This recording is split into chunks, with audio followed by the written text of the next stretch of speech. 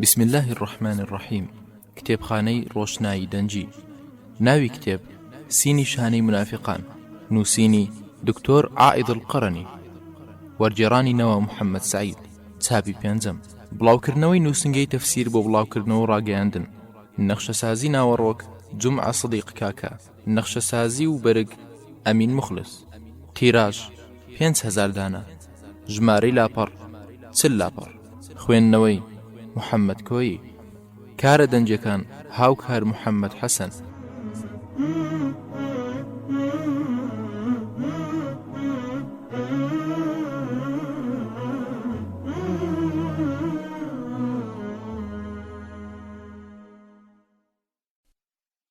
خوێنەری بەڕێز، ئەم تڕاکە بە کۆتا هات.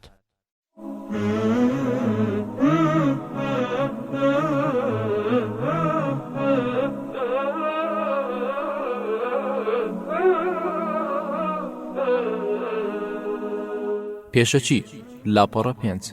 سوپاس و ستایش بۆ خوای پەروەردگار. هەزاران درود و سڵاو بڕژێ بەسەر پێغەمبەر و هاوڵانی و شوێنکەوتوانی تا ڕۆژی دوایی. لە ڕاستیدا دەرد و نەخۆشی منافقی لە هەموو دەرد و نەخۆشیێکی تر لەسەر دڵ و دەروون کاریگەرترە کە چارەنووسی ڕۆژی دوایی مرۆڤ دیاری دەکات. ئەمڕۆژ لەبەر پابند نەبوونی خەڵک بە بەندەکانی ئیمان و نەبوونی تەقوا سیفەتێکی زۆر بڵاو و تەشەنەکراوە لە کۆمەڵگادا کە لەم نامیلکەیەدا سینی شانی منافقان لە ژێر تیشکی قورئان و سنەتی پێغەمبەر صلی الله عليه وسلمدا باس کراوە کە دەبێ مسلمانان بە یارمەتی خۆیانی لێ دوورە پەرێز بگرن و نەهێڵن ئەم نیشانە لە خۆیان بێتە دی و تەشەنە بکات. هەروەها دەبێ ئەم نیشانانە لە خۆشم بەرجەستە نەبێ. لە خوای باڵا دەست داواکارم ئەم کاری وەرگێڕانم بۆ بکاتە مای سوودمەندبوونی بۆ ڕۆژی دوایی و سەربەرزی هەردوو ژین. وەرگێڕ 7/1/2013.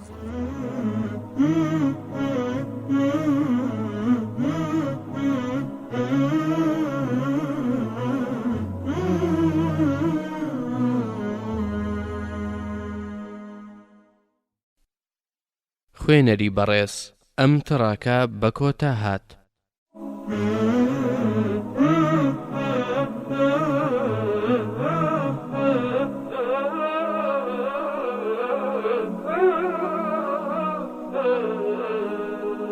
نیشانەی یەکەم درۆکردن. لاپەڕە 9. ئیبن تەیمیە دەڵێ درۆکردن ڕوکنێکە لە ڕوکنەکانی کوفر.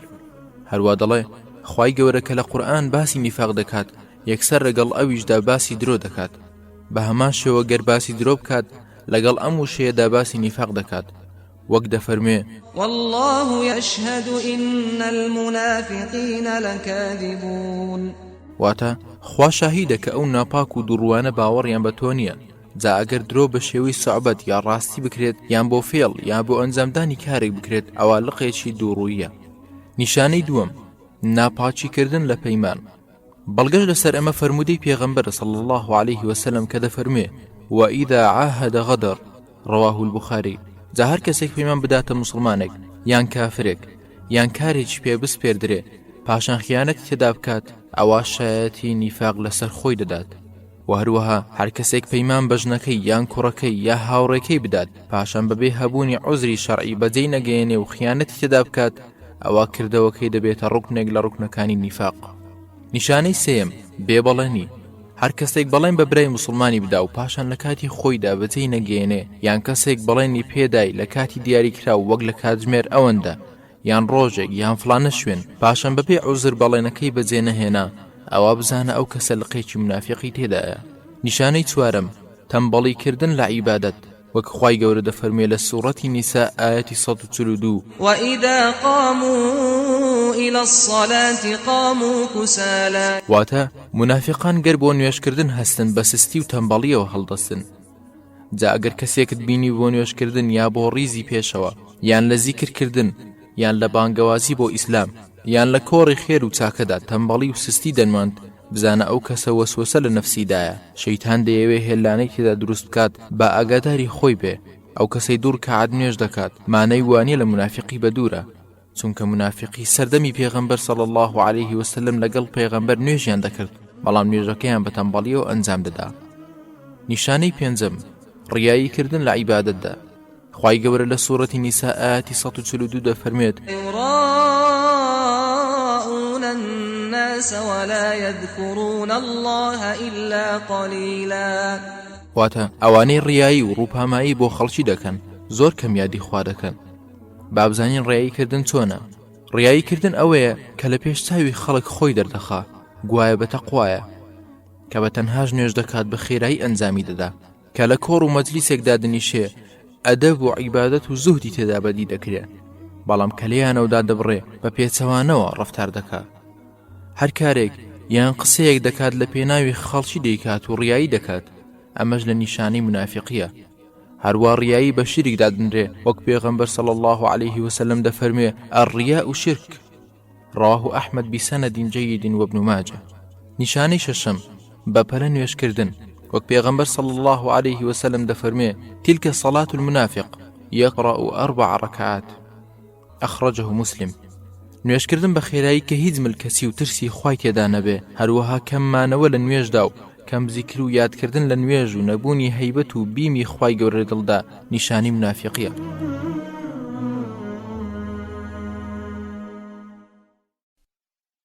خوێنەری بەڕێز ئەم تڕاکە بە کۆتا هات.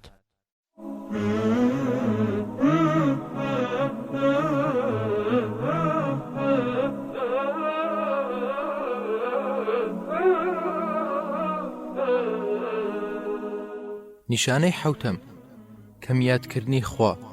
منافقان یادی خوا دەکەن بەڵام بە کەمی زیکر دەکەن، وەک خوای گەورە دەفەرمێ لە سوورەتی ئەنیسا ئاەتی 142 ولا يذكرون الله إلا قليلا. واتە زۆر بە کەمی یادی خوا دەکەن. لێرەدا خوای گەورە نەیفەرمووە یادی خوا ناکەن، بەڵکو فەرموویەتی یادی خوا بە کەمی دەکەن. لە ئیبن سەلاحیان پرسی کە بە محەدیسی شافعی دادەندرێت سنووری یادی خوا چییە؟ ئەویش گوتی هەر کەسێک ئەو زیکرانە بخوێنێ کە لە پێغەمبەرەوە صلی الله عليه وسلم وەرگیراون ئەوا زیکری خوای زۆر کردووە.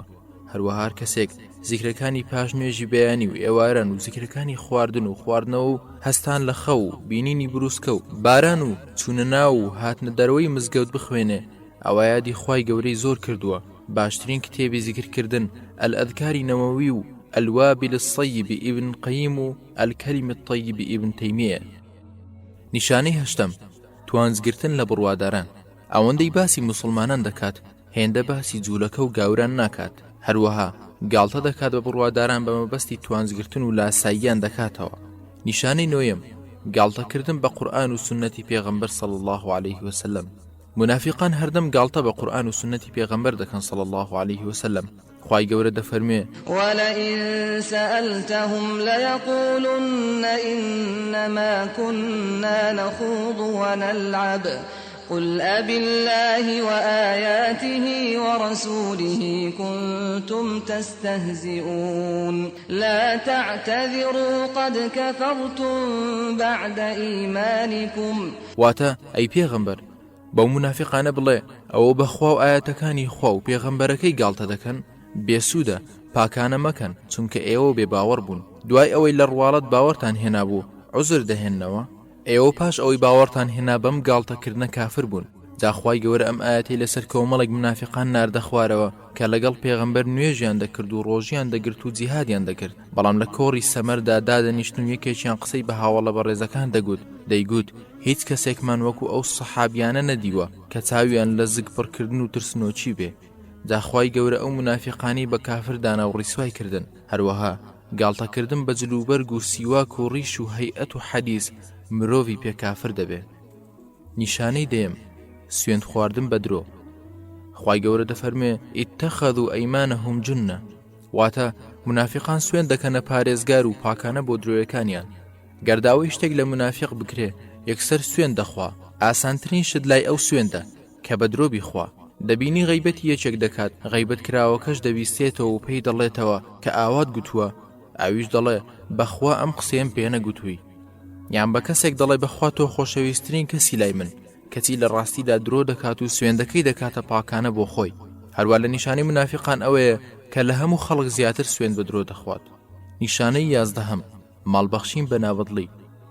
منافق ماڵ دەبەخشێ بەڵام بەدڵ پێی خۆش نییە، یان خێر دەکات یان مزگە و دروست دەکات بۆ ناوبانجیە و لە دڵیەوە پێی ناخۆشە، بەڵام مسلمان کە ماڵ دەبەخشێ سینجی فراوان دەبێ و سوپاسی خوا دەکات.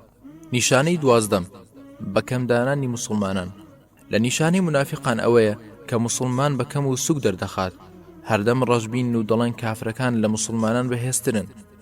بەگاڵتەوە دەڵێن ئایا مسلمانان دەتوانن شەڕ لەگەڵ ئەمریکا بکەن کە خاوەنی سەکی ئەتۆمیە؟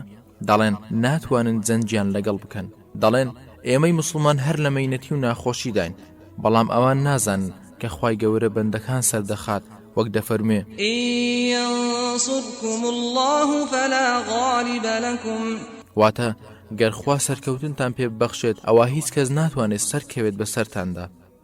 هەروەها نازانن کە عیزەت تەنها لە لای خوایە. هەروە لە نیشانەی منافقان ئەوەیە کە گوێی لەوە دەبێ گەنجان ڕوو لە جیهاد دەکەن، دەڵێ ڕاموایە کە نەچنە جیهادکردن، یان گەریەکێک ببینێ بڕوات بۆ محازەڕە، دەڵێ باوەڕ ناکەم ئەم محازەڕەیە سوودی هەبێ. ئەمە هیچی تێدا نییە، تەنها ئەوە نەبێ ئیتەقوا الله ئیتەقوا الله. یان بە هاوڕێکانی دەڵێ لەم دەرسانە ئامادە مەبن، لەبەر ئەوەی هەردووبارەیە پێویستە لەسرت لە ماڵەوە بمێنیەوە. کاتی خۆت لە پێناو چەند شتێک بە فیڕۆ مەدە کە لەم کتێبانەدا هەیە. جا ئەم قسانە هەمووی بەسەر شۆڕکردن و سوککردنی مسلماناندا دەنرێ.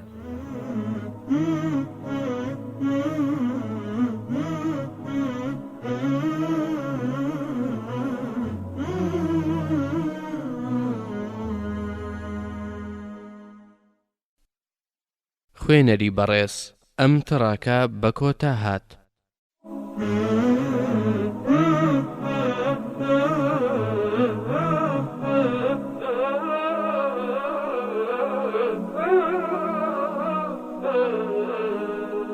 نیشانەی سێزدەم ڕوودا و گەورەکردن.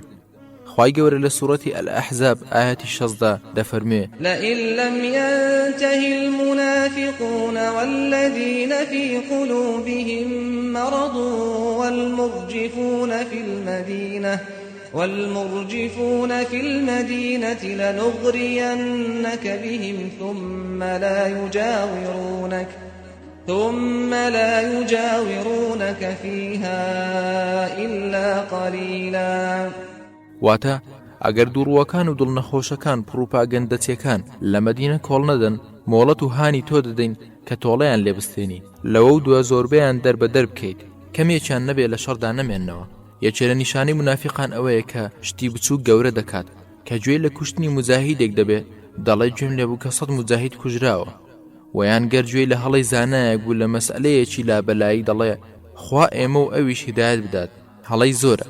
یان گەردایەک قسەی کرد بێ ئەوەی ئەم داعیە بەمەبەست یان توانج قسە بکات، ئەوە ئەو کەسە دێ لە ناو مەجلیسدا باسی دەکا و دەڵێ گوێتان لێ نەبوو فڵانە کەس چی گوت، کە چی لە ڕاستیدا ئەو داعیە کەسێکی زۆر چاکە و فەزڵ و چاکەی هەیە، بەڵام ئەم منافقە باسی ناکات.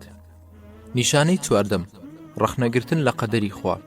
خوای گەورە لە سوورەتی ئالی عەمران لە ئاەتی 168 دەفەرمێ الذين قالوا لإخوانهم وقعدوا لو أطاعونا ما قتلوا قل فادرءوا عن أنفسكم الموت إن كنتم صادقين. واتە ئەوانەی بۆی دانیشتن و نەچون بۆ جەنگ بە براکانی خۆیان گوت ئەگەر ئەوانە واتە شەهیدان بە قسەی ئێمەیان بکرد بایە نەدەکوژران.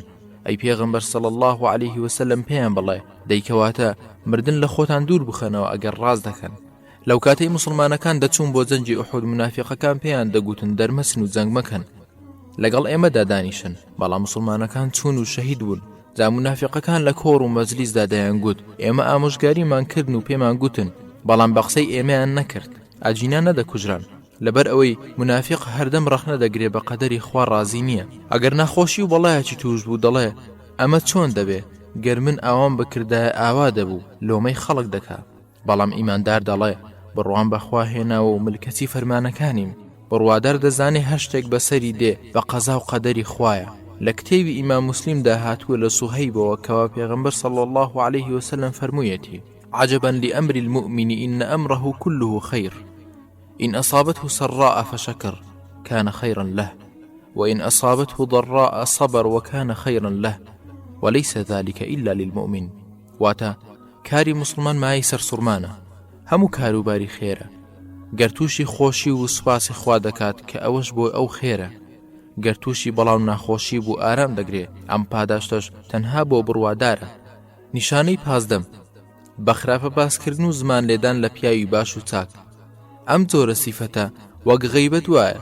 خوای گەورە دەفەرمێ لە سوورەتی الأحزاب ئاەتی 19: فإذا ذهب الخوف سلقوكم بألسنة حداد أشحة على الخير. واتە گەر شەڕ و ترسیان لەسەر لادرا ئەوە ئازارتان دەدەن بە قسە و زمانێکی تیژی وەک شمشێر. جا منافق ئەگەر پشتی لە بڕواداری ساڵح کرد ئەوە بە زمانێکی تیژی وەک شمشێر باسی دەکات. گەر پێی بڵێ ڕەئی چۆنە بەرامبەر فڵانە کەس، دەڵێ خوا لە ئێمە و ئەویش خۆش بێ. جا ئەم دوعایە دەکات کە مەبەستی شتێکی ترە، ئەویش خوا دەزانێ. نیشانەی 16 دواکەوتن لە نوێژی جەماعەت. لە ئیبن مەسعودەوە کەوا پێغەمبەر صلی الله عليه وسلم فەرموویەتی: وما يتخلف عنها إلا منافق معلوم النفاق، أخرجه مسلم. واتا کەسێک لە نوێژی جەماعەت دوا ناکەوێ مەگەر منافقێکی دیار و ئاشکرا نەبێ، زاگەرێکێکی لەش ساغ و بەهێز و دەست بەتاڵ و عوزری شەرعی نەبێ و گوێی لە بانگ و نەچوو بۆ مزگەوت، ئەوە شایەتی لەسەر بدە کە منافقە. نیشانەی 17 بڵاوکردنەوەی خراپەکاری بەناو ئەوەی کە چاکە دەکات. خوای گەورە لە سوورەتی البەقەرە لە ئاەتی 11 و 12 دەفەرمێ: وإذا قيل لهم لا تفسدوا في الأرض قالوا إنما نحن مصلحون ألا إنهم هم المفسدون ولكن لا يشعرون. واتە ئەوانە کاتێک پێیان دەگوترێ تۆوی گوناه و تاوان و گوناهکاری مەچێنن لە زەویدا، دەڵێن بەڕاستی ئێمە چاکسازی دەکەین، ئاگادارین بەڕاستی هەر ئەوان تۆوی خراپەکاری دەچێنن، بەڵام بەهۆی لوتبەرزی و دەردەداریانەوە هەستی پێناکەن و خۆیانی لێجێل دەکەن. لە ڕووکاری ئەم نیشانە ئەوەیە دەبینی یەکێک هەوڵی ئەوە دەدا نێوانی خەڵک تێک دەدا و دوزمانی دەکات یان شایەتێکی بەدرۆ دەدات. جا ئەگەر پێی بڵێ فڵان کەس بۆ لە خوا ناترسی ئەم کارە دەکەی، ئەویش دەڵێ بەخوا دەمەوێت چاکەکاری و چاکسازی بکەم، کەسی لە دڵی دامەبەستی گەندەڵی و فەساد بڵاوکردنەوەیە. نیشانەی 18 ناوە و دەرەوەی واتە ظاهر و باطینی وەک یەک نییە. خوای گەورە لە سوورەتی المنافقون لە ئاەت 1 دەفەرمێ: إذا جاءك المنافقون قالوا نشهد إنك لرسول الله والله يعلم إنك لرسوله والله يشهد إن المنافقين لكاذبون. واتا ئەی پێغەمبەر صلی الله عليه وسلم کاتێک ناپاک و دووڕۆکان دێن بۆ لات پێت دەڵێن ئێمە شایەتی دەدەین کە تۆ پێغەمبەری خوای، لە حاڵێک کە خوا چاک دەزانێت کە تۆ پێغەمبەری ئەویت. لە هەمان کاتدا خوا شایەتی دەدا کە ئەو ناپاک و دوڕوانە درۆزنن. منافقان ئەوانە بوون کە بەڕواڵەت باوەڕیان بە پێغەمبەر هەبوو، دانیان بە ڕاستیدا دەهێنا، بەڵام لە ناوە و لە باتندا ڕاستیان نەدەکرد. جاخوای باڵەدەست بە دروی خستنەوە و شایەتی ڕاستیەکانی ڕواڵەتەکانیان خستنی ناو دۆزەخ. لەبەر ئەوە هەر کەسێک بەم جۆرە خۆی دەرخات واتە ظاهر و باطینی وەک یەک نەبێ، ئەوە نیشانەی منافقی لەسەر دێتە دی.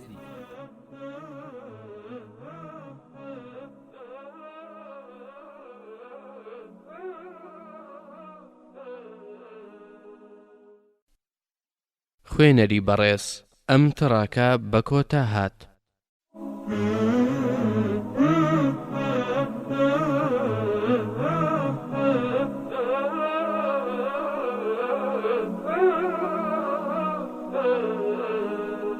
نیشانەی 19 ترسان لە شت ڕوودان. خوای گەورە لە سوورەتی المنافقون لە ئاەتی 4 دەفەرمێ: يحسبون كل صيحة عليهم. واتە ئەوەندە لە ترس و بیمدا دەژین، هەر هاوار و بانگێک بکرێت هەر باسێک بێتە پێشەوە وا دەزانن دژی ئەوانە. ئەم جۆرە کەسانە هەردەم دەترسن شتێک ڕوو بدات. جا ئەگەر نرخی شتومەک بەرز بووە لە کۆڕ و مەجلیساندا دەگرین و دەڵێن ئەرێ گوێتان لێ نەبووە نرخی برنج و شەکر و هەتا دوایی چۆن بەرز بۆتەوە، ئەو کەسانە تەنها خەمی زجیانە و گوێ نادەن بە بانگەوازی و سەرکەوتنی ئیسلام و فەرمان بە چاکە و قەدەغەکردنی خراپەکاری. لە هەر شوێنێک شتێک ڕووبدات دەترسن. گەر مەیدانی جەنگ بە 1000 کیلۆمەتر لێیانەوە دوور بێت لە ترسان دەلەرزن، بەڵام مسلمان نەفس و گیانی خۆی بەخوا فرۆشتووە و لە مەیدانی جەنگ پێدەکەنێ. نیشانەی 20 عوزرهێنانەوە بەدرۆ. لەو کاتی پێغەمبەری خوا صلی الله عليه وسلم ویستی جەنگ لەگەڵ بەنی ئەلئەسفەردا بکات لە جەنگی تەبوک، بە جەدی کوڕی قەیسی فەرموو کە لە گەورە پیاوانی بەنی سەلەمە بوو: وەرە لەگەڵ ئێمە دەرچەوە بۆ جیهادکردن. بەڵام ئەو بە پێغەمبەری خوای صلی الله عليه وسلم گوت: من لە خۆم دەترسم لە فیتنەی ئافرەتانی بەنی ئەسفەر، جا ئەم جۆرە عوزرهێنانەوە نیشانەی منافقیە. نیشانەی 21 فەرمانکردن بە خراپە و قەدەغەکردنی چاکە. خوای گەورە لە سوورەتی ئەتەوبە ئایەتی 67 دا دەفەرمێ: المنافقون والمنافقات بعضهم من بعض يأمرون بالمنكر وينهون عن المعروف ويقبضون أيديهم. واتە دووڕوەکان لە پیاوان و ئافرەتان سەر بە یەکترن و وەک یەکن لەم ڕەفتارانەدا فەرمان بە گوناه و خراپە و تاوان دەکەن و قەدەغەی چاکە دەکەن و دەستیان دەنوقێن و ڕەزیلن. جا ئەو جۆرە کەسانە دەیانەوێ خراپەکاری و زینا و بەرەڵایی و وازهێنان لە حیجاب بڵاو بێتەوە و گۆرانی ناشەرعی و گۆڤاری ئافرەتی ڕوت و تریاک و هیرۆین بڵاو بێتەوە کە ئەمانە هەمووی منکەرن و دەیانەوێ خێر و زانیاری و بانگەواز کەم بێتەوە. جا دەبینی خەڵکی وا هەیە پێی دەڵێ خوا وا دەفەرمێ و پێغەمبەر ئاوای دەوێ، ئەویش دەڵێ برام لێمان گەڕێ، ئێمە دەزانین دین چییە، خۆ ئێمە لە دین شارەزاین. نیشانەی 22 دەستگرتنەوە بە مەبەستی ڕەزیلی. منافقان لە هەموو کەسێ ڕەزیل و بەخیلترن بۆ خێرکردن. ئیوایان هەیە دەبینی بۆ دەعوەتێکی ناخواردن 60 ئاژەڵ سەردەبڕێ و بۆ ناوبانگ دەرکردن، بەڵام گەرداوای بەخشینی ماڵی لێ بکەی بۆ خێرکردن و بۆ جیهادکردن یان بۆ پرۆژەیەکی خێر ئەوە 1000 دینارێکت بۆ دەردێنێ. خوای گەورە دەفەرمێ: ويقبضون أيديهم. واتە دەستیان دەنوقێن لە ماڵ و سامان بەشی کەس نادەن. نیشانەی 23 خوا لە بیرچوون. منافقان سیفەتیان وایە باسی هەموو شتێک دەکەن، تەنها باسی خوا ناکەن. باسی خێزان و منداڵەکانیان دەکەن و باسی گۆرانی و ئاوات و هەموو شتێک لە ژیانی دنیا دەکەن، تەنها خوا نەبێ. لە ڕاستیدا خوا لە بیرچوون گەورەترین بەڵایە کە منافقان تووشی بوون. خوای گەورە لە سوورەتی ئەتەوبە ئایەتی 67 دەفەرمێ: نسوا الله فنسيهم. واتە ئەوانە خۆیان فەرامۆش کردو و لەبیر خۆیان بردۆتەوە، خوش ئەوانی پشتگوێ خستووە. خۆشەویستانی خوا هەردەم خۆیان لەبیرە و یادی خوا زۆر دەکەن، بەڵام منافق یادی خوا کەم دەکا و خوای لەبیر دەسێ، خوای گەورەش ئەو کەسە پشتگوێ دەخا. نیشانەی 24 بە درۆزانینی بەڵێنی خوا و پێغەمبەر صلی الله عليه وسلم. خوای گەورە لەسەر زمانی منافقانەوە لە سوورەتی الأحزاب دا دەفەرمێ: وإذ يقول المنافقون والذين في قلوبهم مرض ما وعدنا الله ورسوله إلا غرورا. واتە بەڵێنی خوا و پێغەمبەرەکەی تەنها بۆ هاندان بوو، کوا هیچ هاتە دی؟ هۆی هاتنە خوارەوەی ئەم ئاەتە ئەوە بوو کە پێغەمبەر صلی الله عليه وسلم لە دەنجی ئەحزاب لە کاتی هەڵکەندنی چاڵدا ئامادە بوو. لەو کاتەدا یەکێک لەو ساڵانە بەردێکی کەوتە بەر کە نەدەهاتە دەرەوە. پێغەمبەر صلی الله عليه وسلم بە پاچێکەوە چوە ناو چاڵەکە و بە پاچەکەی لە بەردەکەی دەدا و تروسکەیەکی لێ پەیدا بوو. دووبارە لی دەدا و تروسکەیەکی لێ پەیدا دەبوو. فەرمووی: دوو گەنجینە سوور و سوێکە کە دەبێتە مڵکی ئومەتی من. منافقەکان لە دەوری چاڵەکە بوون و دەیانگوت: تەماشاکەن بەڵێنی گەنجینەی کیسرا و قەیسەرمان پێدەدا، لە حاڵێکدا کە هیچمان لە ترسا ناوێرێ میز بکە. ئەوەش یەکێکە لە سیفەتەکانی منافقان.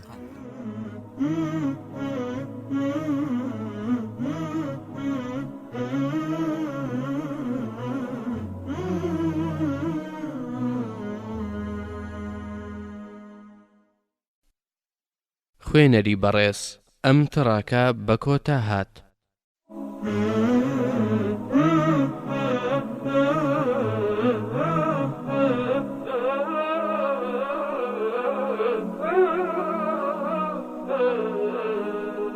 نیشانەی 25 گرنگیدان بە زاهیر و فرامۆشکردنی باڵین. دەبینی منافقان لە ڕواڵەتدا جلوبەرجیان جوانە، بەڵام ناخیان گەندەڵ و فاسیدە. ئێمە ناڵێن خۆت پشتگوێ بخە لە جوانی لە جلوبەرگ، بەڵکو دەبێ مسلمان خۆی بۆن خۆش بکە و جوانترین جلوبەرگ لەبەر بکە. لەگەڵ ئەوەش دەبێ ناخی خۆی بە زیکر و چاودێریکردن و دڵسۆزی و ڕاستگۆیی لەگەڵ خوادا جوان بکە تا جوانی ڕواڵەت و پاچی ناخ یەک بگرێتەوە. نیشانەی 26 شارەزانەبوون لە دین. ئەوەی کە منافقی پێجیا دەکرێتەوە بریتیە لە شارەزانەبوونیان لە دین و لە هیچ شتێک لە کاروباری دیندا دەزانێت ئۆتۆمبیل چۆن کار دەکات یان دەزانێت دەوڵەتەکانی جیهان پایتەختەکانیان ناویان چییە، بەڵام گەر لەبارەی دینەوە پرسیاری لێ بکەی هیچی لێ نازانێت. هەروەکو خوای گەورە لە سوورەتی المنافقون لە ئاەتی 7 دەفەرمێ: ولكن المنافقين لا يفقهون. واتە دووڕووەکان ئەم ڕاستیت هێناگەن و لە ڕاستیەکان سەر دەرناکەن. پێغەمبەر صلی الله عليه وسلم دەفەرمێ من يرد الله به خيرا يفقهه في الدين رواه البخاري ومسلم. واتە هەر کەسێک خوا چاکەی بۆی بوێ لە دین شارەزای دەکات. نیشانەی بڕوادار ئەوەیە کە خۆی لە دین شارەزا دەکات، هەردەم هەوڵ دەدا شتێک سوود و خێری تێدا بێ ئەنجامی بدات. منافق حەز ناکات لە کۆڕ و دانیشتندا باسی عیبادەت و نوێژ بکرێ، وا دەزانێ بە زمانێکی تر قسە دەکەن و پێی ناخۆشە باسی ئەم بابەتانە بکرێ. نیشانەی 27م دڵخۆشبوون بە هاتنی بەڵاو ناخۆشی بەسەر بڕواداران و غەم و پەژارە دەڕوین بە خۆشی ئیمانداران. خوای گەورە دەفەرمێ لە سوورەتی ئەت-تەوبە ئایەتی 50 إن تصبك حسنة تسؤهم وإن تصبك مصيبة يقولوا قد أخذنا أمرنا من قبل ويتولوا وهم فرحون. واتە ئەی پێغەمبەر گەر تووشی خێر و بێرێک ببی ئەوە پێی دڵتەنگ و سەغڵەت دەبن، خۆ ئەگەر تووشی بەڵام ناخۆشی ببێ دەڵێن ئێمە پێشتر حیسابان بۆ خۆمان کردبوو. جا منافق گەرجۆی لەوە بوو یەکێک لە موسڵمانان تووشی بەڵایەک بووە، ئەوە بڵاوی دەکاتەوە و خۆی وا پیشان دەدات کە پێی ناخۆشە و پێی بە ئازارە بەهاتنی ئەم بەڵایە، بەڵام لە دڵدا پێی خۆشە و ئەگەر موسڵمانێک تووشی خۆشی و شادیەک بوو بەمە تووڕە و دڵگران و دڵتوند و خەمبار دەبێ. نیشانەی 28م زمانلووسی و زۆروەڕی قسە قەڵەوی و بێمانە و قسەکردن بەلوودبەرزی و بەداعیەوە سیفەتی منافقانە. منافقان هەردەم پێیان خۆشە لەسەرەوەی خەڵق قسە بکەن، قسەی وا دەکەن کە خەڵک پێیان هەڵخەڵەتێ. خوای گەورە لە سوورەتی المنافقون لە ئاەتی 4دا دەفەرمێ وإن يقولوا تسمع لقولهم كأنهم خشب مسندة. واتە کاتێک دێنە قسەکردن ئەوەندە دەمباز و قسەزانن تۆ گوێیان بۆ دەگریت، هەروەها پێیان وایە کە ئەوان لە خەڵکی دیکە تێگەیشتووترن و عاقڵترن کە لە ڕاستیدا خۆیان وانین. نیشانەی 29م شەرمکردن لە خەڵک و لەخوا شەرم نەکردن. ئەم نیشانەیە گرنگترین نیشانەیە بە جیاکردنەوەی منافق لە ئیمانداران کە لە بەردەم چاوی خەڵک گونەه ناکا، بەڵام کە خەڵک دیار نەبوو ئەوە خراپە و گونەه دەکا و خوای گەورە بە کەمترین کەس دادەنێ. خوای گەورە لە سوورەتی النیساء لە ئاەتی 118 دەفەرمێ يستخفون من الناس ولا يستخفون من الله. واتە خۆیان لە خەڵک دەشارنەوە لە ترسی ئەوەی نەبادا کردەوە خراپەکانیان بزانن، بەڵام ئەوان شەرم لەخوا ناکەن لە کاتێکدا خوا بەزانستی خۆی لەگەڵیاندایە. بەڵام بڕوادار خوای خۆی بە چاودێر دادەنێ لەسەر نەفس و دەرونی خۆی و لە نهێنی و ئاشکرادا. نیشانەی 30م ئەگەر لەگەڵ یەکێک ناکۆچی و کێشە کەوتە نێوانیانەوە زیادە ڕۆی دەکات لە گوتنی قسەی ناشرین پێی، هەموو شتێکی خراپەی لەگەڵ بەکار دەهێنێ. پێغەمبەر صلی الله عليه وسلم دەفەرمێ وئیذا خاصم فەجر، واتە کە دژایەت یەکێکی کرد خراپەی زۆری بەرامبەر دەکات و لە ڕاددە بە دەرقسەی ناشرین و قێزەونی پێدەڵێ. ئەم فەرمودەیە لە سەحیحیندا هاتووە ئەهلی عیلم گوتویانە هەر کەسەی لەگەڵ موسڵمانێک دژایەتی پەیدا کرد ناڵێن لەگەڵ کافر، چونکە دژایەتی کافران بابەتێکی ترە. پاشان بەو شێوەی کە لەسەرەوە باسکرا ڕەفتاری کرد ئەوە خوای گەورە شایەتە لەسەر دڵی ئەو کەسە کە منافقە. لە خوای گەورە داواکارین لەم دەرد و نەخۆشە بمان پارێزێ و ئاگادار بین لەم نیشانانە.